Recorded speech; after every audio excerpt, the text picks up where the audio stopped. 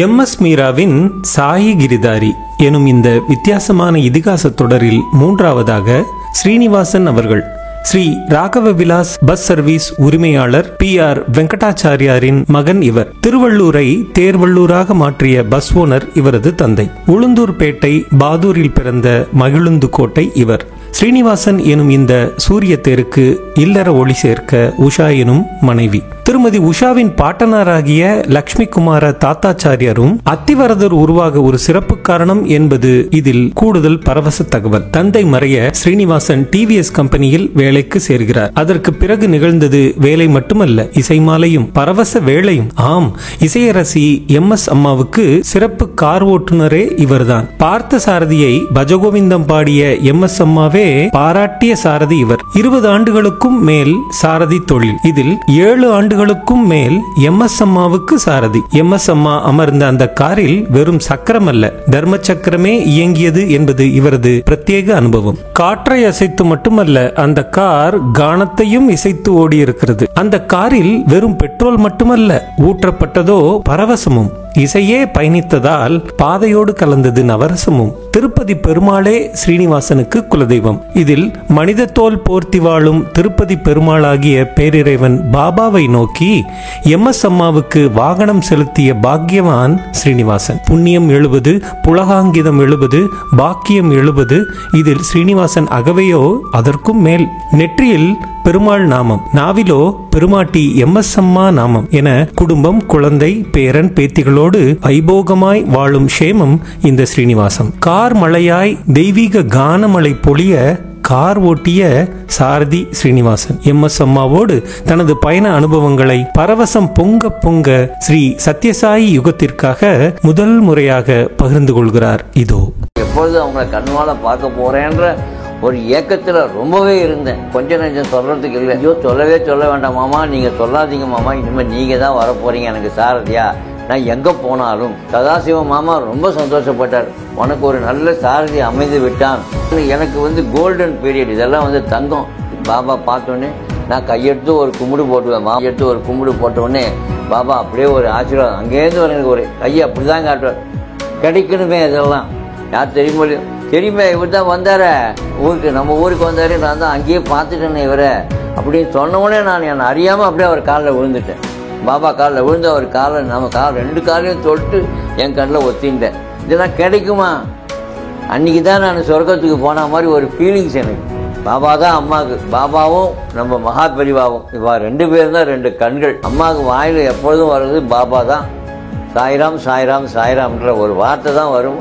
பாபாவையும் பார்க்க முடியாது, M.S. அம்மாவையும் பார்க்க முடியாது. 2 பேரும் ஒருத்தருக்கு ஒருத்தர் ஆடாடாடாடாடா சொல்கிறதுக்கு வார்த்தைகளே இல்லை. எனக்கு இங்கே நின்றுட்டு அப்படியே சிலிர்க்கும், உடம்பெல்லாம் சிலிர்ப்பு எடுக்க. எப்படி சிலிர்க்கும்னா இப்போ கூட சொல்ல உடம்பெல்லாம் சிலிர்க்கிறது எனக்கு. கோவில் கோலமெல்லாம் அப்புறம் கர்நாடிக் மியூசிக் தான் முக்கியம். நாளைக்கு மாமியாரத்துக்கு போனால் கூட மாமியாரை உட்காந்து வச்சு 2 பாட்டு பாடினாலே மாமியார் மயங்கி போயிடுவா அப்படின்னு அம்மா இந்த வார்த்தையே சொன்னாங்க. அம்மா உட்காந்து அந்த பாட்டை பாடினான்னா அவர் ஆனந்தமாக அப்படியே கேட்டுட்டு உட்காந்துட்டு இருப்பார். பாருங்க, இந்த பாபா உட்காந்துருக்க அழகை பார்த்தா இன்னைக்கு ஃபுல்லாக பார்த்துட்டு இருக்கலாம். நான் பெத்த புள்ள மாதிரி பார்த்துட்டாங்க. நான் அழாத குறையே கிடையாது. அத்தனை வாட்டி என் கண்ணில் இப்போ கூட எனக்கு உங்கள்கிட்ட பேச பேச பேச என் உடம்புலாம் அப்படியே நடுங்குது, ஆடுது, என்னமோ பண்ணுது என் உடம்பு. அவ்வளோ ஆனந்தமான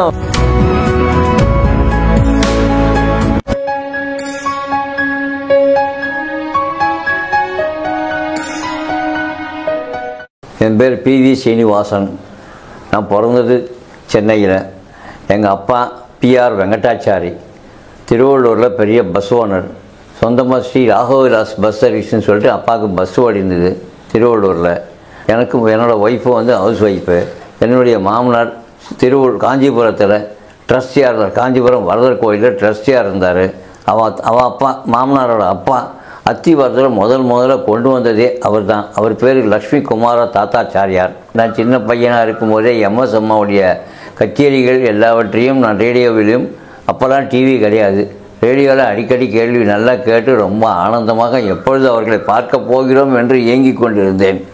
அந்த சான்ஸ் எனக்கு ரொம்ப அபூர்வமாக கிடைத்தது. நான் அப்புறம் அப்பா இறந்து போனதுக்கப்புறம் TVS கம்பெனியில் வேலை, எங்கள் மாமனார் மூலியமாக எனக்கு TVS கம்பெனியில் வேலை கிடைச்சிது. டிவிஎஸ் கம்பெனியில் நான் சாரதியாக வேலை பார்த்து கொண்டிருந்தேன். சுந்தரம்ஸ் பிரைவேட் லிமிடெட்னு சொல்லிட்டு டிவிஎஸ்க்கு one of TVS group company. அதில் கணேசன் சொல்லிட்டு அவர் தான் general DGM, deputy general manager. அடிக்கடி அம்மாக்கிட்டேருந்து ஃபோன் வரும். எம்எஸ் சுப்புலட்சுமி அம்மாக்கிட்டேருந்து ஃபோன் வரும். அதுக்கப்புறம் என்னை அறிமுகப்படுத்தி வைத்து நான் முதல் போன உடனே என்னை ரொம்ப பிடித்து விட்டது அம்மாவிற்கு. அம்மா வந்து ஐயங்கார் மாமா, என் பேரை சொல்லாமல் ஐயங்கார் மாமா என்று தான் என்னை கூப்பிடுவார்கள். என்னை சொல்லும்போதும் கம்பெனியில் சொல்லும்போதும் ஐயங்கார் மாமாவை கொஞ்சம் அனுப்பி வையுங்கள், வெளியே செல்ல வேண்டும், சாரதியாக ஐயங்கார் மாமா தேவைப்படுகிறார், அதனால் அவரை கொஞ்சம் அனுப்பி வையுங்கள் என்று சொல்லுவார்கள் அம்மா. ஸோ நான் போன உடனே அம்மா வந்து சமையல்கார மாமாவை கூப்பிட்டு, மாமா ஐயங்கார் மாமா வந்திருக்கிறார், முதலில் அவருக்கு சாப்பிட ஏதாவது கொடுங்கள் அப்படின்னு சொல்லுவாங்க. நான் சாப்பிட்டு வந்தவுடன் அம்மா வந்து எம்எஸ் அம்மா வந்து, மாமா சாப்பிட்டீங்களா, நல்லா சாப்பிட்டீங்களா, போருமா, இன்னும் கொஞ்சம் வேண்டுமா என்று அவ்வளவு ஆசையாக, உண்மையிலேயே எனக்கு இப்போ நினைத்தால் கூட அவ்வளவு இதுவாக இருக்கிறது, அந்த ஆனந்தமாக இருக்கிறது. அந்த மாதிரி ஒரு அம்மாவை என் லைஃப்பில் என்னுடைய இதிலே நான் பார்த்தது கிடையாது. அதனால் அம்மா அடிக்கடி என்னை தான் கூப்பிட்டு வேறு யாரையும் கூப்பிடாமல் வேறு யாரையும் அனுப்பக்கூடாது, ஐயங்கார் மாமாவை தான் அனுப்ப வேண்டும் என்று என்னை சொல்லி என்னை கூப்பிட்டுட்டு போவாங்க.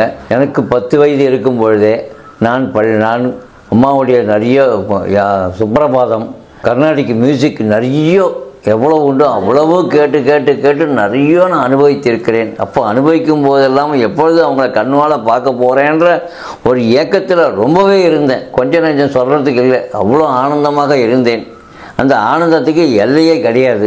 சுனை வண்டுடன் சோலை குயிலும் மனம் குளிர்ந்திடவும், வானவெளி தன்னில் தாராகணங்கள் தயங்கி நின்றிடவும், ஹாயன் சொல்வேன் மாய பிள்ளை வேங்குழல் பொழியும் கீதம், நீல நிறத்த பாலகன் ஒருவன் குழல் ஊதி நின்றான், காலமெல்லாம் அவன் காதலை எண்ணி உருகுமோ என் உள்ளம், காற்றினிலே வரும் கீதம், கண்கள் பனித்திட பொங்கும் கீதம், கல்லும் கனியும் கீதம். ஆனால் அதை நான் அனுபவித்து விட்டேன். எப்பொழுது என்றால் டிவிஎஸ் கம்பெனிகளுக்கு ஜாயின் பண்ணது உடனே என்னை அவங்களுக்கு அறிமுகப்படுத்தி வைத்து என்னை அவங்களுக்கு சாரதியாக அனுப்பும்போது அம்மாவிடமே இந்த விஷயத்தை சொல்லிவிட்டேன்.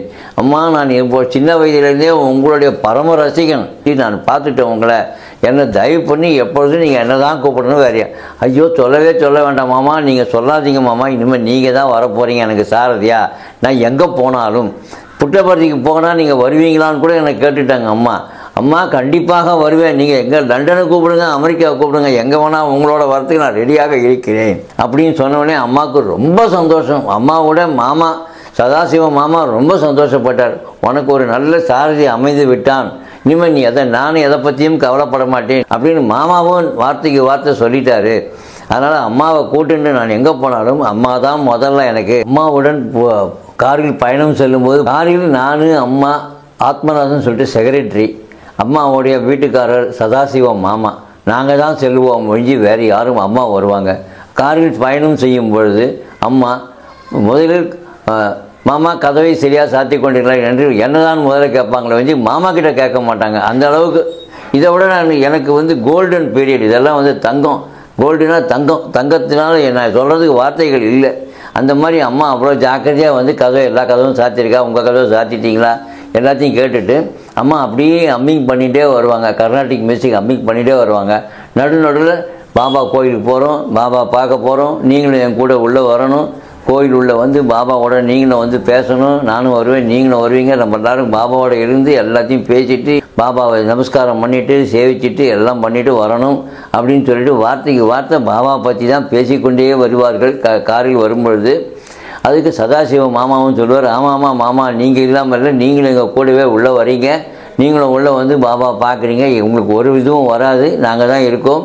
அங்கே போன உடனே கோவிலில் போன உடனே எல்லோரும் மாமா அம்மாவை என்ன மாமான்னு கூப்பிட்ற மாதிரி அங்கே இருக்கிற அவங்களும் மாமா வாங்குவோன்னு என்னை உள்ளே கூப்பிட்ருவாங்க. கோவிலில் இருக்கவங்க அத்தனை பேரும் என்னை பார்த்து மாமா உள்ளே வாங்க, முதல்ல அம்மாவை பாருங்கள், அப்புறம் நான் அம்மா கூட வரீங்க, வாங்க நீங்களும் உள்ளே வாங்கன்னு சொல்லிட்டு என்னையும் உள்ளே கூட்டிகிட்டு போயிட்டு பாபா பார்த்தோன்னே நான் கையெடுத்து ஒரு கும்பிடு போட்டுவேன். பாபா பார்த்தோன்னே கையெடுத்து ஒரு கும்பிடு போட்டோடனே பாபா அப்படியே ஒரு ஆசீர்வாதம் அங்கேருந்து எனக்கு ஒரு கையை அப்படி தான் காட்டுவார். கிடைக்கணுமே இதெல்லாம், அதுதான் ஒரு பெரிய பாக்கியம் எனக்கு. இப்படி கையை எடுத்து அந்த கையை தூக்கி இப்படின்னு ஒரு ஆசீர்வாதம் பண்ணுவார். அது கிடைக்குமா? இப்போலாம் கிடைக்காது. இப்போது கிடைக்கும். இதோ இவாளோட போகிறனோ இல்லை யார் கூட போகிறனோ தெரியாது, ஆசை இருக்குது, திருப்பி போகணுன்ற ஒரு ஆசை இருக்குது. அது எப்போ போகிறனோ, அவர் எப்போ திருப்பி என்னை கூப்பிட போகிறாரோ பாபா கூப்பிடும்போது கண்டிப்பாக நிச்சயம் போவேன் திருப்பி. அதே மாதிரி டிசம்பரில் 10 நாள் சீசன் நடக்கும், கர்நாடிக் மியூசிக் சீசன் நடக்கும். அப்போ மியூசிக் அகாடமி ஹாலில் அம்மா வந்து கண்டிப்பாக சாரதி வேணும்னு சொல்லிட்டு என்னை கூட்டுருவாங்க, ஐயங்கார் மாமான்னு சொல்லிட்டு என்னை கூட்டுருவாங்க. ஸோ அம்மாவை கூட்டுட்டு அங்கே போனாக்க அம்மாவை கூட்டின்னு போகிறதுக்கு எல்லோரும் ஓடி வந்து அங்கேருந்து மேனேஜர்லேருந்து எல்லோரும் ஓடி வந்து அம்மாவை கூட்டின்னு போய் உள்ளே உட்கார வச்சுட்டு திருப்பி ஓடி வந்து மாமா வாங்க நீங்களும் வாங்க, முதல்ல அம்மாவை பாருங்கள், அப்புறம் என்ன கிடையாது அம்மா எதாவது சொல்லுவாங்க, முதல்ல நீங்களும் உள்ளே வந்து உட்காருங்கன்னு சொல்லிட்டு அம்மாவுக்கு எதாவது கவனிக்கிறாங்களோ என்னை வந்து முதல்ல கவனிப்பாங்க. அப்போ என்னங்க நீங்கள் முதல்ல அம்மாவுக்கு எதாவது சாப்பிட்றீங்களா என்னன்னு கேளுங்க, முதல்ல போய் அம்மாவன்னு சொன்னால் ஒத்துக்கவே மாட்டாங்க. எனக்கு தான் முதல்ல வந்து என்ன சாப்பிட்றீங்க ஏது சாப்பிட்றீங்க, இதெல்லாம் எதனால்? அம்மாவால், எம்எஸ் அம்மாவால் தான். எந்த கிரெடிட் எல்லாமே யாருக்குன்னா எம்எஸ் அம்மாவுக்கு தான். அந்த மொத்தமே அம்மாவால் தான் எனக்கு கிடைச்சது. சொல்ல உண்மையிலே அவ்வளோ எனக்கு என்னமோ பண்ணுறது என் உடம்பே. எம்எஸ் அம்மா இன்றைக்கி இருந்தாங்கன்னா கண்டிப்பாக சொல்கிறேன் என்னை விடமாட்டாங்க, நிச்சயம் விடமாட்டாங்க எம்எஸ் அம்மா. என்ன இன்றைக்கும் என்னை கூட்டிகிட்டு போய் அவங்க வீட்டில் ஒரு சொந்த பிள்ளையாட்டம் என்னை வச்சுன்னுடுவாங்க அம்மா, எம்எஸ் அம்மா.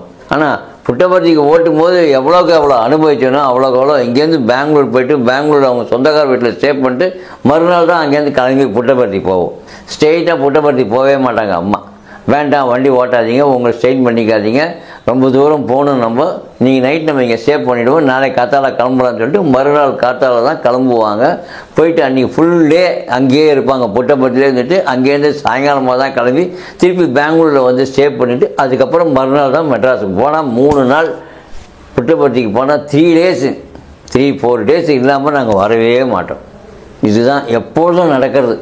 வருஷத்தில் ஒரு வாட்டி கண்டிப்பாக புட்டபர்த்தி போயிடுவாங்க அம்மா. அதே மாதிரி ஒரு வாட்டி புட்டபர்த்திலேருந்து பாபா அம்மா வீட்டுக்கு வந்தாங்க கோட்டூர்புரத்துக்கு. வரும்போதே அம்மா சொல்லிட்டாங்க, ஐயங்கார் மாமா இன்றைக்கி பாபா வராரு, நம்ம வீட்டுக்கு வராரு, வரும்போது நீங்களும் இருக்கீங்க அப்படின்னு சொல்லிட்டு உடனே ஃபோன் பண்ணி என்னை வரவழைச்சிட்டு 78-79 அம்மா வந்து உடனே கூப்பிட்டு என்னையும் கூப்பிட்டு நேராக கோட்டூர்புரத்தில் அவர் வந்தார். வந்த உடனே என்கிட்ட சொல்லிட்டாங்க, யார் தெரியுமே இவர் தான் வந்தார ஊருக்கு, நம்ம ஊருக்கு வந்தார், நான் தான் அங்கேயே பார்த்துட்டேனே இவரை அப்படின்னு சொன்னவுடனே நான் என்னை அறியாமல் அப்படியே அவர் காலில் விழுந்துட்டேன். பாபா காலில் விழுந்து அவர் நம்ம 2 காலையும் தொட்டு என் கண்ணில் ஒத்தின்ட்டேன். இதெல்லாம் கிடைக்குமா? அன்றைக்கி தான் நான் சொர்க்கத்துக்கு போன மாதிரி ஒரு ஃபீலிங்ஸ் எனக்கு. அந்த அளவுக்கு என்னை அம்மா அப்படி பண்ணிட்டாங்க பாபா கிட்ட. அம்மா வந்து எப்பொழுதும் பாபா மாமா அவரை பற்றி தான் பேசிகிட்டே இருப்பாங்க. யாருக்கிட்ட வந்தாலும் சரி, யாராவது பார்க்க வந்தால் கூட அவங்கக்கிட்ட கூட இப்போ தான் பாபா போய் பார்த்துட்டு வந்தேன், நீங்களும் போயிட்டு வாங்க, நீங்களும் போய் பாருங்க, பாபா தான் போய் பார்த்தீங்கன்னா உங்களுக்கும் உங்கள் வீட்டில் என்ன நடக்கணுமோ அத்தனையும் கண்டிப்பாக நடக்கும். எனக்கு நடந்திருக்கு, என் லைஃப்பில் எனக்கும் நடந்திருக்கு, அது மாதிரி உங்களுக்கும் நடக்கும் அப்படின்னு சொல்லிட்டு வார்த்தைக்கு வார்த்தை அம்மா யார் வந்தாலும் அவங்க முதல்ல போயிட்டு வந்தீங்களா, பாபா போய் பாட்டு வந்தீங்களா, சரி புட்டபர்த்தி போயிட்டு வந்தீங்களா, போகலையா, முதல்ல போய் பாபா போய் பார்த்துட்டு வாங்க, நானே அனுப்பிச்சேன்னு கூட என்னை கூட சொல்லுங்க போங்க அப்படின்ற ஒரு வார்த்தையை சொல்லாமல் இருக்கவே மாட்டாங்க அம்மா. யார் வந்தாலும் சரி அவ்வளோ ஈடுபாடு ரொம்பவே உண்டு அம்மாவுக்கு, கொஞ்சம் நெஞ்சம் கிடையாது. அம்மா வந்து அம்மாவும் சரி சதாசிவம் சரி 2 பேருமே பாபாவை பரமாத்மாவாகவே பகவானாகவே நினச்சிட்டாங்க கடைசி வரைக்கும். எல்லாத்துக்குமே அவர் தான். அது அவர் ஒன்று. 2வது நம்ம மருத்துவ சுவாமிகள் மகாபெரிவாவுக்கும் சரி அம்மா அவ்வளோ செஞ்சுருக்காங்க. அது மாதிரி புட்டபர்த்தி பாபாவுக்கும் அவ்வளோ செஞ்சுருக்காங்க, ஆசிரமத்துக்கு சேவிச்சுட்டு எல்லாம் பண்ணியிருக்காங்க. மகாபெரிவாவுக்கு இப்போ மணிமண்டபத்துக்கு அவ்வளோ செலவும் அம்மா தான் ஏற்றுட்டாங்க. அது எல்லாருக்கும் தெரியுமோ தெரியாது, எனக்கு நல்லா தெரியும். மணிமண்டபத்துக்கு உண்டான எவ்வளோ செலவாச்சோ அத்தனை செலவும் அம்மா சம்பாதிச்ச காசுலேருந்து மொத்தத்தையும் கொடுத்தாங்க. அந்த மாதிரி யாருக்கு அந்த வரும். அதே மாதிரி நம்ம பாபாவுக்கும் நிறைய அம்மா கையால் எவ்வளோ உண்டோ அவ்வளவும் பண்ணியிருக்காங்க அம்மா பாபா கோயிலுக்கு. பாபா தான் அம்மாவுக்கு. பாபாவும் நம்ம மகா பெரிவாவும் இவா 2 பேரும் தான் 2 கண்கள். அக்கம் பக்கத்தில் இருக்கவங்க எல்லார்கிட்டையுமே அம்மா பக்கத்து வீட்டிலேருந்து யாராவது வந்தாலும் சரி, எதிர்த்த வீட்டிலேருந்து யார் வந்தாலும் சரி, அங்கே ஊருக்கு போயிட்டு வந்து எவ்வளோ சந்தோஷப்பட்டாங்க, அங்கே யாரை பாபா பார்த்து என்னென்ன என்ன பண்ணிட்டாங்க, என்ன ஆச்சு எல்லாமே பேசியிருக்காங்க அம்மா. அம்மாவுக்கு வாயில் எப்பொழுதும் வர்றது பாபா தான். சாய்ராம் சாய்ராம் சாய்ராம்ன்ற ஒரு வார்த்தை தான் வரும் மகா பெரிவா. இந்த 2 வார்த்தை தான் வாயில் வரும். முதல்ல வாயில் வருது சாய்ராம். யாரை பார்த்தாலும் சாய்ராம்ன்ற வார்த்தை தான் சொல்லுவாங்க அம்மா. சாய்ராம் எப்படி இருக்கீங்க இப்படி தான் கேட்பாங்க யாரை பார்த்தாலும் அம்மா. அம்மா வீட்டில் பூஜை ரூமை பார்த்தோம்னா அதே மாதிரி ஒரு பூஜை ரூம் யார் வீட்லேயும் இருக்குமான்றதே கண்டிப்பாக தெரியாது. எங்கள் வீட்டில் கிடையாது, முக்கியமாக சொல்கிறேன். யார் வீட்லேயும் கண்டிப்பாக இருக்காது அந்த மாதிரி ஒரு பூஜை ரூம். எங்கே பார்த்தாலும் ஒரே சாமிகள் ரூம் தான், சாமிகள் சாமிகள். பூஜை எப்போ பார்த்தாலும் காத்தாலும் பூஜை பண்ண ஆரம்பித்தாங்கன்னா எப்போ முடிப்பாங்கன்னே தெரியாது. அதுவும் அந்த பாபா படத்துலேருந்து விபூதி கொட்டும் பாருங்க, அப்படி கொட்டும். அது எடுக்கிறதுக்கு கை பத்தாது. கையை பிடிச்சோம்னா கையில் விழுந்துட்டே இருக்கும். அது அந்த மாதிரி ஒரு திருநீர் கொட்டிகிட்டே கிடக்கும் சாமி ரூமில், அவ்வளோ கொட்டிகிட்டே கிடக்கும். அந்த மாதிரி பார்க்க முடியாது. வீட்டுக்குள்ளே என்ட்ரன்ஸ்லேயே பார்த்தீங்கன்னா உள்ள நுழையும் போதே பார்த்தா படம் கரெக்டாக வீட்டு வாசல்லே இருக்கும். வீட்டு வாசலில் உள்ளே போகிறோம் பார்த்தீங்களா, உள்ளே போனோன்னே ஹாலில் பாபா ரூம் படம் மாட்டியிருப்பாங்க. ரொம்ப அழகாக மாட்டியிருப்பாங்க அந்த படம். அது பார்த்தாலே கையெடுத்து கும்பிடணும் போல் இருக்கும். அம்மா என்னை சாரதியாகவே பார்க்காம காத்தாலும் வந்த உடனே மாமாவுக்கு வந்திருக்கார், சமையல்கார மாமா கிட்ட மாமா வந்திருக்கார், முதல்ல அவருக்கு சாப்பிட கொடுங்க அப்படின்னு சொல்லிட்டு சாப்பிட்டதுக்கப்புறம் நான் போன உடனே சுக்கு காப்பி சாப்பிட்டீங்களா? அம்மா வீட்டில் சுக்கு காப்பி தான் ரொம்ப ஸ்பெஷல். சுக்கு காப்பி தான் ரொம்ப ஸ்பெஷல் அம்மா வீட்டில். அம்மா அதையும் கேட்பாங்க, மாமா உங்களுக்கு சமையல்கார மாமா உங்களுக்கு சுக்கு காப்பி கொடுத்தாரா அப்படின்னு கேட்பாங்க. கொடுத்தாருமா, சாப்பிட்டோம்மா அப்படின்னு சொன்ன உடனே இன்னொரு ஒரு பியூட்டி என்னன்னாக்கா, இது அம்மாவும் தெரியும் மாமாவும் தெரியும், சதாசிவம் மாமாவும் தெரியும். அம்மாவுக்கு தெரியாமல் எனக்கு மொத்தம் 3 பசங்க. 3 பசங்க. அப்போ சின்ன பசங்க எல்லாம் ஸ்கூல் படித்து இந்த பசங்க ஸ்கூல் படிக்கிற பசங்களுக்கு நீங்கள் என்ன பண்ணுவீங்க, ஸ்கூல் ஃபீஸுக்கெல்லாம் நீங்கள் என்ன பண்ணுவீங்க அப்படின்னு சொல்லிட்டு அம்மா அவங்க கையால் எனக்கு பணம் கொடுப்பாங்க. கொடுக்கும்போது என்ன சொல்லுவாங்கன்னா, நான் கொடுக்கறது மாமாவுக்கு தெரிய வேணாம், சதாசிவம் மாமாவுக்கு தெரிய வேணாம் அப்படின்னு சொல்லிட்டு அவங்க கொடுப்பாங்க. உடனே கொஞ்ச நேரத்துக்குலாம் சதாசிவம் மாமா கூப்பிடுவார், ஐயர் மாமா இங்கே வாங்கோ அப்படின்னு கூப்பிடுவார். வாங்கோன்னு தான், வாப்பா வாடா கிடா வாயா எந்த வார்த்தையும் கிடையாது, வாங்கோன்ற அதுதான் அந்த ஒரு பியூட்டி இருக்கு பாருங்க, அதுக்கு வராது. எவ்வளோ பெரிய மனுஷன் அவர் என்னை வாங்கோன்னு கூப்பிட்டாருன்னா எப்படி இருக்கும்? மாமா கொஞ்சம் வாங்கோன்னு கூப்பிட்டாரு. அப்படி போனோடனே சதாசிவ மாமா இந்தாங்க இதை வச்சுக்கோங்க, குழந்தை ஸ்கூல் ஃபீஸு ஏதாவது கட்டுறதுக்கு யூஸ் ஆகும்னு சொல்லிட்டு அவர் கொடுப்பார். கொடுத்துட்டு நான் கொடுத்தது அம்மாவுக்கு தெரிய வேண்டாம் அப்படின்னு சொல்லிட்டு அவரும் தனியாக கொடுப்பார். நான் என்ன சொல்கிறது சொல்லுங்களேன். இந்த மாதிரி அம்மாவுக்கு தெரியாமல் மாமாவும், மாமாவுக்கு தெரியாமல் அம்மாவும், அந்த மாதிரி ஒரு குடும்பம், அந்த 2 பேரும் ஒத்துமையில் அந்த மாதிரி ஒரு மனுஷால பார்க்க முடியாது. தர்மம் செய்யறதுல எல்லா விஷயத்துலையுமே தெரியும். அதே மாதிரி முதல்லையே 2 பேரும் முடிவு பண்ணது தான் கல்யாணம் பண்ணும்போதே நம்ம முதல் தாரத்து பசங்களை தன்னுடைய பொண்களாக பார்த்துட்டாங்க அம்மா. ராதாவையும் 2 பேருமே 2 பொண்களுமே அம்மாவோட 2 கண்கள். கூடவே இருந்து பாட்டு பாடிட்டு எல்லாம் பண்ணிட்டு அம்மா கூடவே இருந்து அம்மாவுக்கு எதனா ஒன்றுனா அடுத்த நிமிஷம் 2 பொண்களும் நிற்பாங்க அம்மா கிட்டக்கு. வேறு இதோட என்ன வேணும்? அம்மாவை பார்க்கறதுக்கு ஒரு வாட்டி எங்கள் அக்கா பெங்களூர்லேருந்து எங்கள் அக்கா மெட்ராஸுக்கு வந்திருந்தா. டேய் நீ மட்டும் போய் அடிக்கடி டெய்லி போய் பார்த்துட்டு இருக்கியே எம்எஸ் அம்மாவை பார்க்குறேன், நான் ஒரே ஒரு வாட்டி பார்க்கறது என்னை கூட்டு போடா அப்படின்னா. கொஞ்சம் அவசரப்படாத, அம்மாவுக்கு ஃபோன் பண்ணி கேட்டுட்டு தான் நான் அதுவும் செய்வேன், நான் பாட்டுக்கு ஆயிடுச்சுமா மாட்டேன், அந்த தப்பு செய்யக்கூடாதுன்ட்டு அம்மாவுக்கு ஃபோன் பண்ணி கேட்டேன். அம்மா இந்த மாதிரி எங்கள் அக்கா வந்திருக்கா பெங்களூர்லேருந்து, உங்களை பார்க்கணுன்னு ஆசைப்பட்றா, கூட்டுன்னு வரட்டமா அம்மான்னு. அதுக்கு என்ன மாமா பெரிய வார்த்தையெல்லாம் கேட்குறீங்களே, உடனே கூட்டுட்டு வாங்க, இவெல்லாம் பார்க்கறதுக்கு கொடுத்து வச்சுருக்கணும், உங்கள் அக்காவா வர சொல்லுங்க அப்படின்னா. உடனே எங்கள் அக்காவை கூட்டுன்னு அம்மா பார்க்க போனேன். அக்காவை நேரம் அம்மா வீட்டுக்கு கூட்டு போனோடனே அம்மா அப்போ தான் அம்மா சாதாரண ஒரு இது கட்டிலில் உட்காந்துருந்தாங்க. பார்த்தீங்கன்னா நூல் புடவை, சாதாரண நூல் புடவை, பட்டு புடவை கிடையாது, சாதாரண நூல் புடவை, ஐலக்ஸ் கூட கிடையாது, ஒரு மாதிரி காட்டன் புடவை, நூல் புடவை காட்டன் புடவை கட்டின்னு உட்காந்துருந்தாங்க. எங்கள் அக்கா அதை பார்த்துட்டு, என்னடா இது நான் என்னமோ பட்டு புடவையில் ஜாம் ஜூம்னு இருப்பான்னு பார்த்தேன், இவ்வளோ சிம்பிளாக வெளில பார்த்துட்டு அவங்க எதில் சொல்லலை, பார்த்து பேச்சு முடிச்சுட்டு வெளில வந்ததுக்கப்புறம் அக்கா எங்கள்கிட்ட சொல்கிறாங்க, நான் என்னமோ ஏதோன்னு நினச்சேன், இவ்வளோ சிம்பிளாக இருக்காங்களே, அதான்டா எங்கள் அம்மாண்ணே நான். அதுதான் எம்எஸ் அம்மா. அம்மா எப்பொழுதுமே எளிமை தான். யார் வந்தாலும் எப்பொழுதுமே அம்மா எளிமையாக தான் இருப்பாங்களே வஞ்சி. வீட்டில் இருக்கும்பொழுது இந்த பட்டு போட வேண்ட வழக்கமே வெளியில் கிளம்பும்போது, நான் போகும்போது வீட்டில் சாதாரண புடவையில் இருப்பாங்க. மாமா கொஞ்சம் வெயிட் பண்ணுங்கன்னு என்னை இருக்க சொல்லிவிட்டு அப்புறமா தான் போய் பட்டு புடவை கட்டிட்டு கிளம்புவங்க வந்து. அதுக்கு முன்னாடி எதுவுமே கிடையாது. அம்மா அதே மாதிரி அம்மா ஒரு பெரிய ஃபங்க்ஷனுக்கு அம்மாவை கூட்டின்னு போனேன்.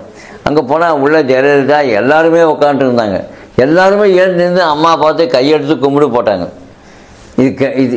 இதை நான் என்ன சொல்கிறது?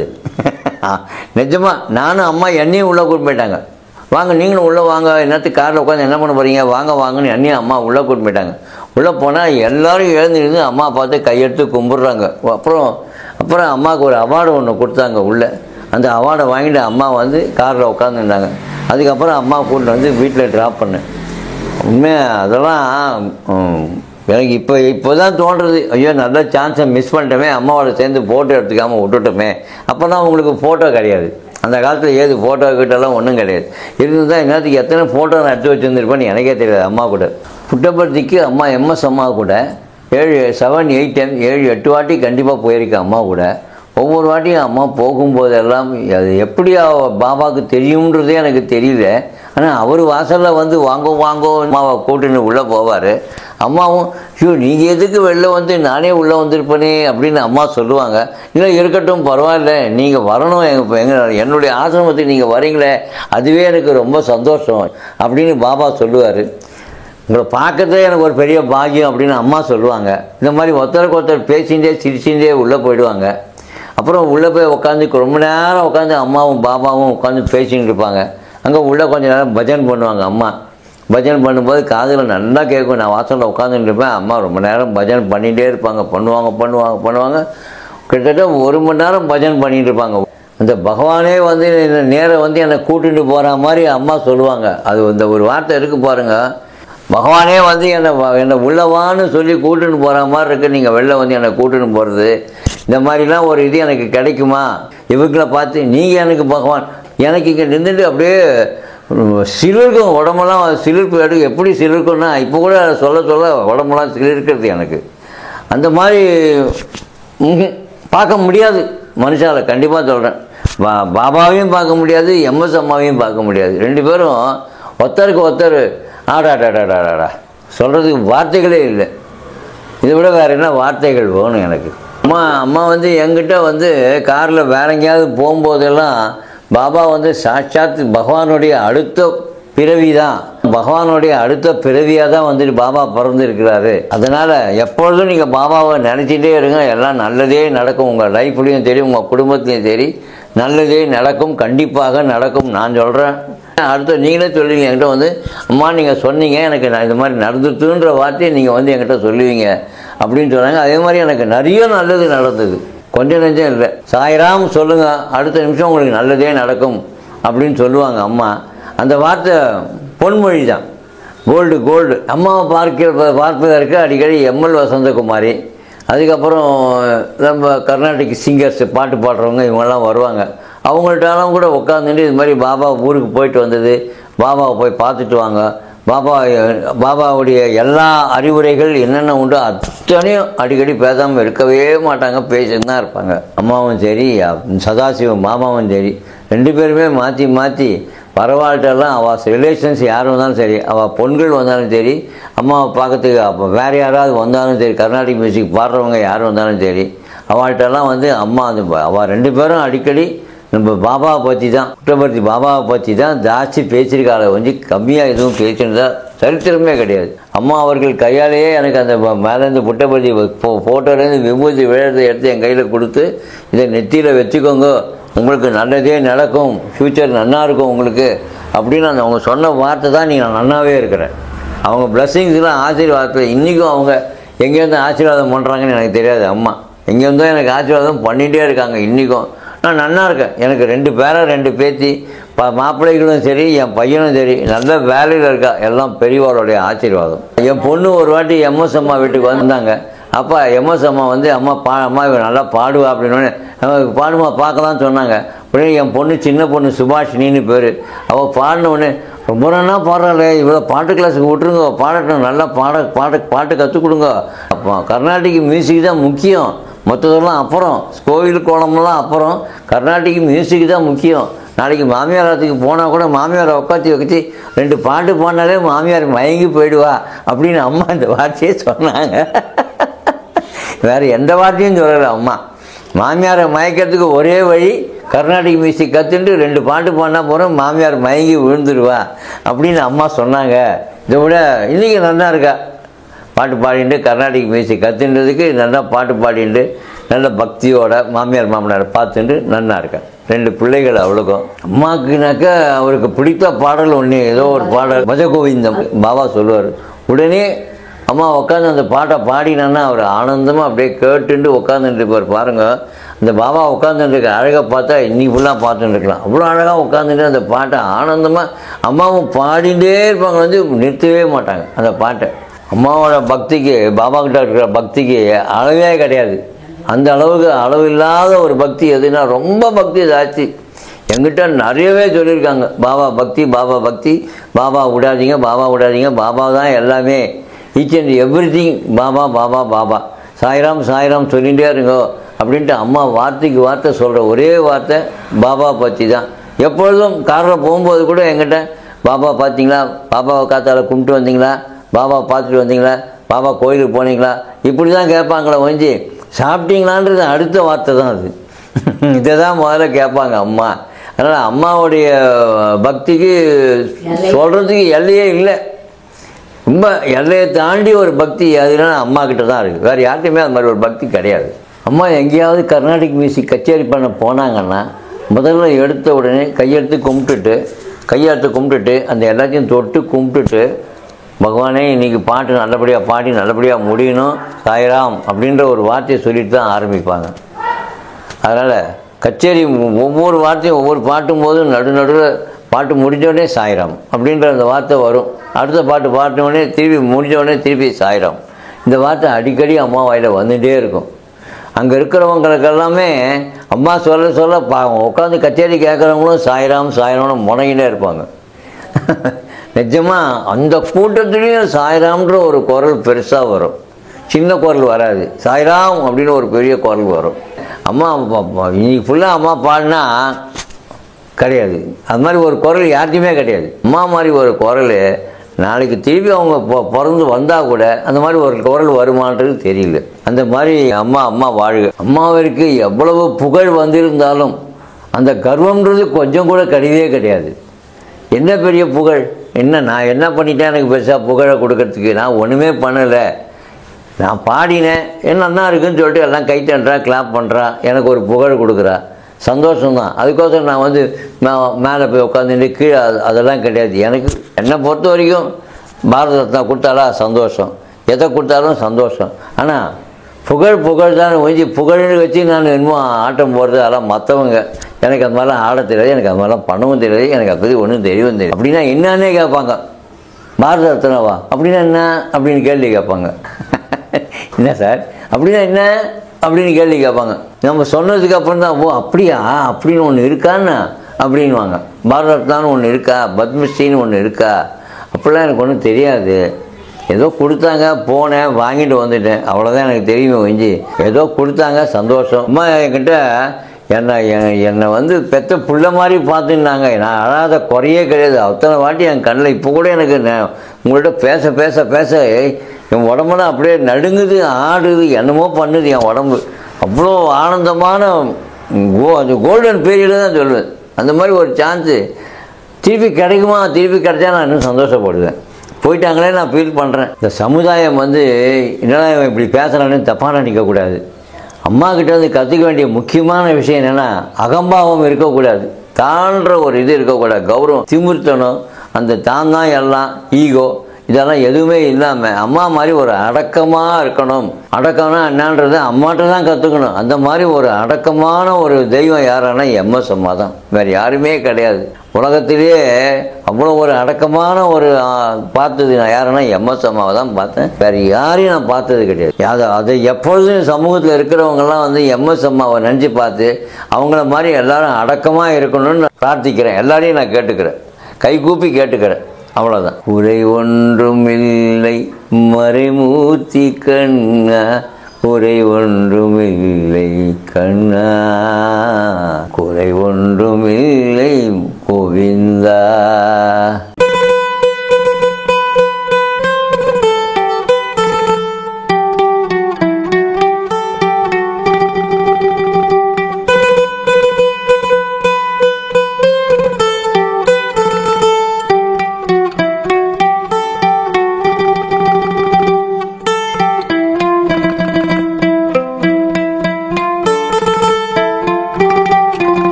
நான் ஃபீல் பண்ணுறத சொல்கிறதுக்கு வார்த்தைகளே இல்லை. எல்லாருக்குமே நான் நன்றிப்பட்டவனாக இருக்கிறேன்.